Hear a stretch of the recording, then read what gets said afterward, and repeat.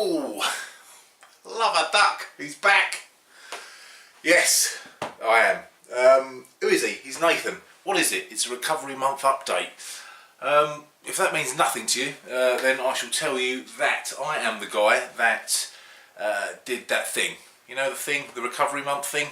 What I did was every single day for September, I did a video blog, which they call vlog. And in doing that, I brought back a year at a time, every single day, and then we brought it up to 2000. I started in 1991, which is when I started drinking and using substances in, and went up to 2017, and then I made some sort of slapdash attempt to cover the last 3 days with factoids and figures. And on the back of that, I harangued them into letting me do more. It was a mutual agreement. You know, recovery is an ongoing thing. I'm still recovering, as many of you probably are. So we thought we'd do a little update every now and again so you can see how I'm doing. Touch base, I used to say back in my neck of the woods, back in the cut and thrust of the corporate world. Touch base. Just talk to someone. So I thought we'd continue with the factoids thing.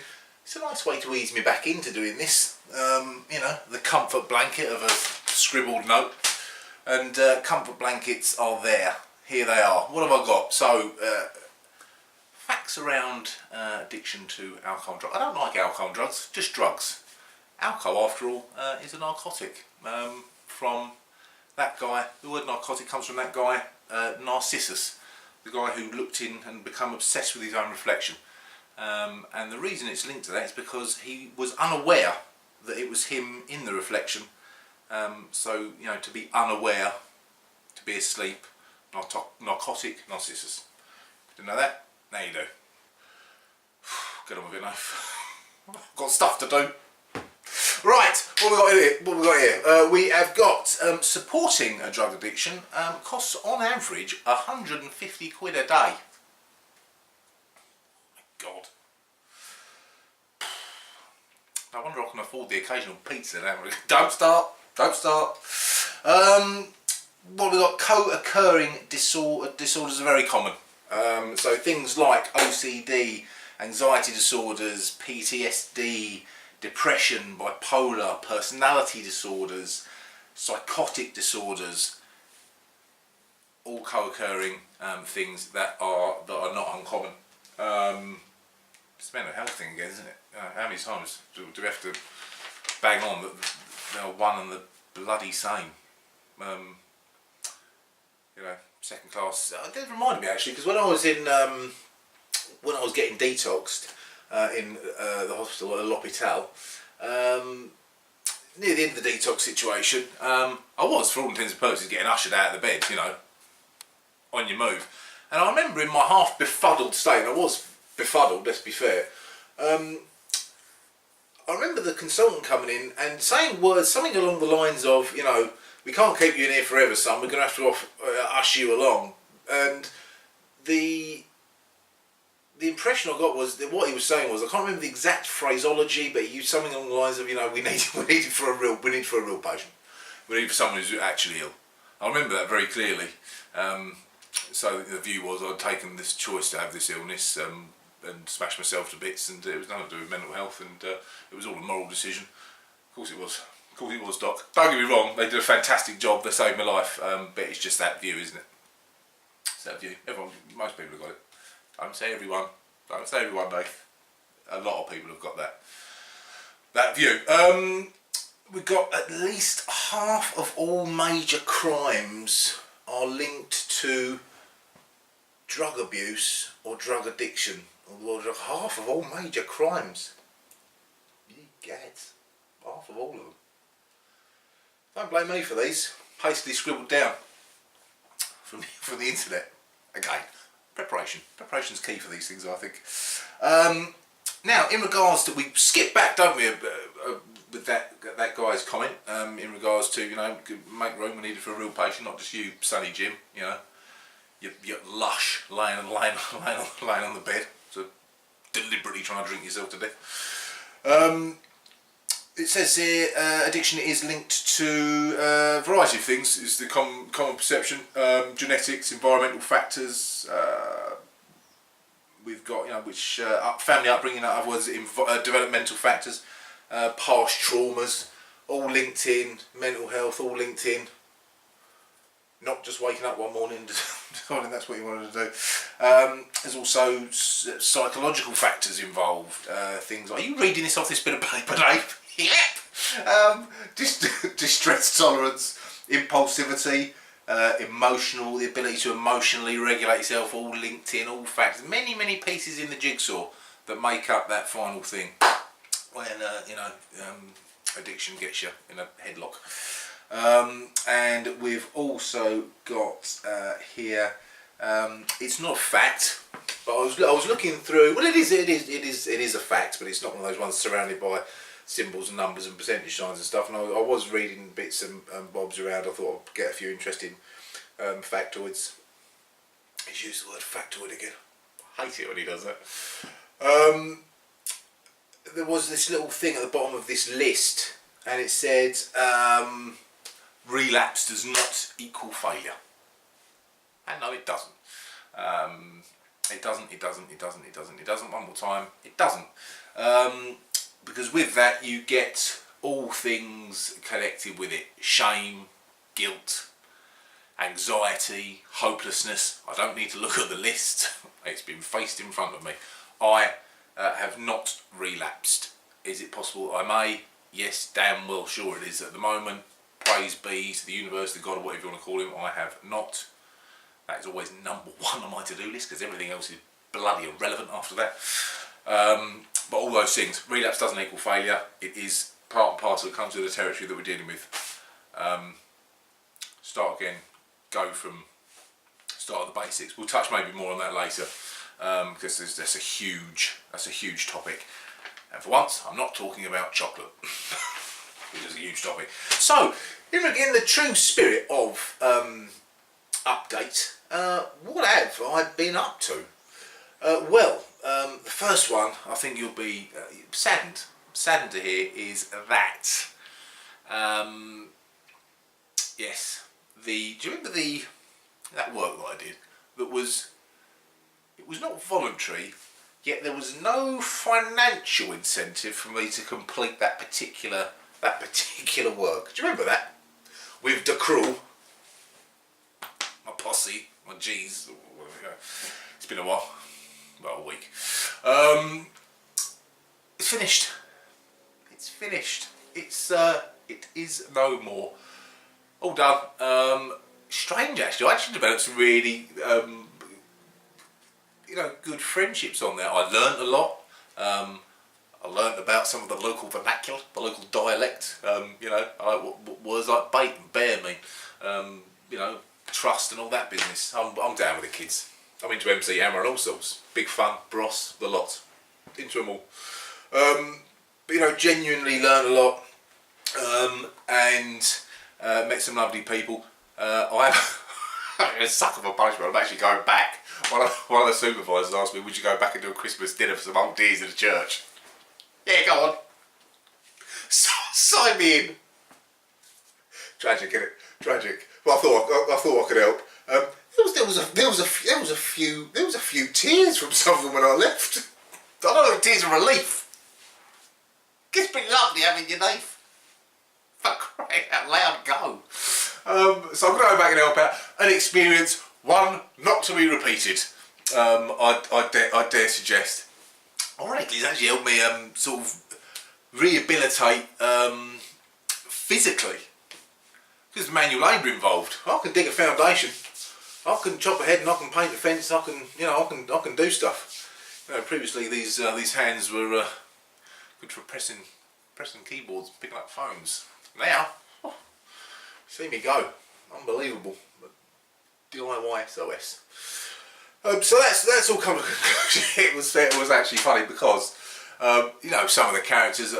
If you haven't seen any of these, go back and have a dip into the 30 that I did. If you're on a loose end for hours on it, you don't have to. Don't bother. But anyway, there were some characters that I met on there. One of which was he was my favourite. It should remain nameless, as everyone does on this thing, other than me. But he was he was about 18, plump lad, quite, you know, plump, portly. I hesitate to use the word chubby, portly, well fed, ruddy cheeked, dressed, festooned in sport wear and this enormous puffer jacket, and he was, as I said previously, he was convinced, still is, that he's from the West Indies. He won't have it. Don't tell him he's not. For Pete's sake, don't tell him he's not. Just a wonderful character, and I'm doing this. We'll move on to the other things as well that I'm doing. But I'm doing this. Spit it out. I'm doing this course, aren't I, at the moment, in another place. We shall call it Roanoke. I'm doing a course in a place called Roanoke. So I've come out of. I'm with Captain Oates. He's still about. All the favourites are there. Spider Monkey, Captain Oates, Mrs Pepperpot, Danny. They're all there. They're all there. So I'm walking through town in Roanoke, and I've suddenly seen this lad come running across the road. Leifon! He's running across the road. But, you know, childish bloody glee in this man's eyes. I say man, boy. He's running. Leifon, he's suddenly realised he's in the middle of Roanoke town centre, isn't he? Suddenly realised he's on the radar with some potential posse members over around. He's gone, Leifon! He's gone. He stopped just before me. What up, G? How's it hanging? You alright? Didn't expect you to see it. Anyway, you know, I've got to crack on. Off we went out. What he really wanted me to do was go, you know, do you want to pack a Monster Munch? She used to give a bag of crisps or something, didn't I, on the unpaid, voluntary, non-voluntary work, unpaid, bloody community service. But yeah, I just thought it was hilarious, just that change, that change in character there and then. In regards to the course, it's still going. Am I enjoying it? Bloody right I am. It's lovely learning stuff again. As we say, the old grey matter's operational for a majority of the time, and it's really good to learn stuff. What have you learned, mate? Well, I could tell you a raft of things, couldn't I? We've been doing role plays. Yeah, I'm no stranger to a role play. Everyone hates them, mate. Let's cut to the chase. People hate role plays. But I've sort of been forced not gunpoint, a plastic toy gunpoint to do it. Eventually you do end up enjoying them. I think when I'd previously done them in the finance environment, very high pressured, a lot of figure work going on that you had to sort of do, and bits you had to bring out and products you need to remember, and you used to have to do it in front of like loads of people. So it just, you know, the best laxative I've ever known, to be honest. This one, these 17 to be a little bit more relaxed, although still, do you get nervous, Dave? Yeah, well, I get nervous. I get nervous in front of people. I think you'd be odd if you didn't. I'm never quite sure when you're in the role play scenario, doing this course, and I'm never quite sure where the reality and non-reality bit ends. I'm pretending I'm in a coffee shop. I'm pretending you're someone else. Now, I've also got a pretend cup of coffee in front of me. Now, are you pretending to cry, or is that really happening? And do I need to pretend to write these notes down, or am I actually writing them down? Where does the illusion start and end? Where does it start and end? But I'm 10 subjects I could tell you that I've learned about, which I have. There's still one day to go. I've nearly done. There's still one day to go coming up. Hopefully I'll pass. I hope so. I'll give it a fair crack. But what have I really learned? Well, actually, I think probably the most important thing is one of the tutors there, and do you remember the very personification of patience? Giving Joe back the Bible run for her money in regards to patience. Well, she, again, nameless, informed me that she has children of some age and gender, and they have managed to somehow train, I think train's probably the wrong word, they've got a pet cat, and they can chuck, at the right time, they can chuck dirty laundry on top of this cat at such a time it runs it to the laundry basket. That's the main thing I've learned. And they sing a song to it, Laundry Cat. can't remember exactly how it goes. Laundry cat, something along those lines. Unbelievable. I was tempted to buy a cat on the back of that. Tempted to buy a cat on the back of it. Wouldn't work with Drage though, would it, the hamster? I'm going to drop on his back. I don't know. Tiny bit of sock. Even that'd be too much. Ah, petulant. He's over there. I can see it. Petulance. Smashed its cage up again. I've had enough of the thing. It's actually looking at me now. Steely black eyes like a shark. But yeah, so that's rolled to an end. I've got lots of bits and bobs bubbling away. I'm trying to keep the basics of it. So it's very, very easy. I'm at the back end now of the year. What a year it's been! So lots of stuff going on. I've been using the theory of Wu-Wei. You know, just going with the flow, bobbing along, see what I knock into, deal with that, because I'm very, very precious about my recovery. Something about dying. Yeah, brevity of life and all that may well feature if I do more of these. You know my theory. Accept your death. Free. You're free. I've got to. You know, there's lots of stuff going on. Asked to do this, asked to do that, asked to do that, and I think if I concentrate on that, I'm not saying don't give it any attention. Of course, I'm going to give it attention. It's lovely to have things to do, and it's lovely for people just to want you around. It's a novelty. You know, that is lovely. Just for that reason alone, that's lovely. You know, if I lose sight of what it's all about, then this whole experience has been in vain. What it is about is life, enjoying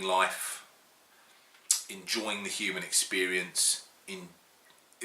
Someone, again, the many raft of people much wiser than I once said, you know, it is possible to enjoy recovery, not endure it.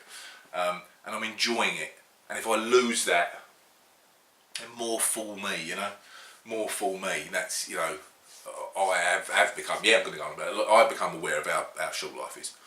And that I haven't got much to worry about with, you know, with the grinning skull looking at me at all times. There are various emblems around my house to remind me of that very, very fact. Not in any morose way, in a joyous, exuberant, banging of the drum kind of way. Isn't life fantastic?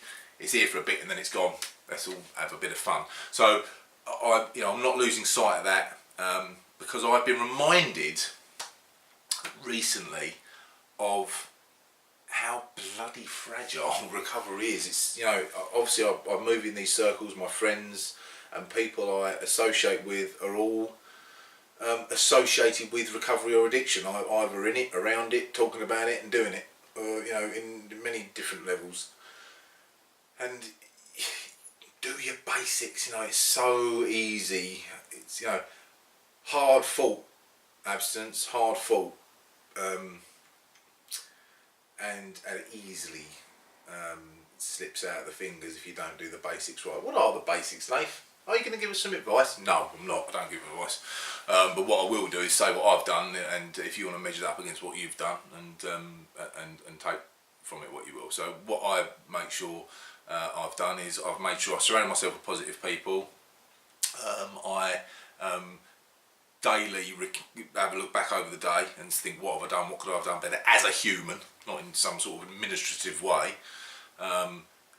You know, stay humble, you know, go over the things that I'm grateful for, constantly remind myself of where I was and where I am, all those things. Stay around positivity, that's the main one. Stay around positivity, soak that energy up. As soon as you change that, you know, that group of people that you're around, or that atmosphere around, particularly in this early stage, you're playing with fire. You know, remain positive. That's what people say to me. You know, you know, are you sure if you got asked to do that, would you just say no if it was messing with my recovery? Damn right I would. I'd drop it like a sack of the proverbial.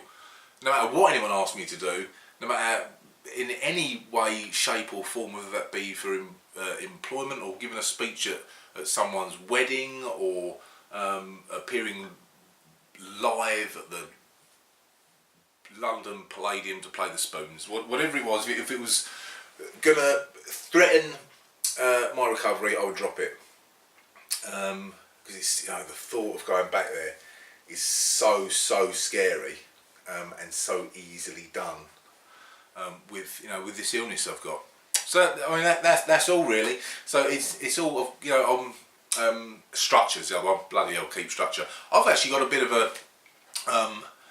a free day. This is between courses and doing my volunteering and my unpaid voluntary and voluntary work thing. There's been every day's been full. I've had 2 days here, a Friday and Monday, where I've been a bit loosey goosey. The other half, the divine, ethereal, shining golden light that emanates onto my heart every single day. The other half, she was at work from home on Friday, so I had a day there. I had a bit of a loose day, and today I've decided I've not had any time on my own at all recently. Isolation is not good. No. Do not spend time on your own, or indeed you can spend time on your own, even with another person. That is possible. I'll leave you to think about that. But I feel safe enough to have, and confident enough to have some time on your own. So I'm on my own today. I just feel that I need a time for reflection. I've got the run up to Christmas Day, Christmas. Well, I'm going to do a couple more of these. We'll venture into the subjects of Christmas and celebrations another time. But as we roll into this part of the year, I think what I'll probably do is start just taking stock, as I am doing today. That's what you're talking about, Nathan. The point I'm trying to make is today I'm taking stock of my life in general, of having a good think. That's why I'm doing this. Have a word with you guys, and just prepare for the run into Crimbo. There's a few bits going on, and it's important just to take stock every now and again, isn't it? Just think, right, where am I? What's going on? Breathe. Reminds me of the sober breathing technique that the lovely Amanda at an Open Road taught me, if you remember. Lovely Amanda. Stop, observe, breathe, something, reflect, expand on the situation. So have a look at the whole thing, and then respond, don't react. So remember the pots and pans instead of. So I'm having a look at that whole scenario, running in and then slowly easing it down. I need a holiday. I'm taking one, wherever that may be. Wherever that may be. If it's sitting outside a Happy Eater with an Olympic breakfast, do they still do Happy Eaters, and did they do the Olympic breakfast? Whatever it is, I'll be having a holiday. I'll be having a break. So that's kind of me. The crew is finishing. The course is nearly finishing. I'm still volunteering. I'm still taking things, like water, as a cloud.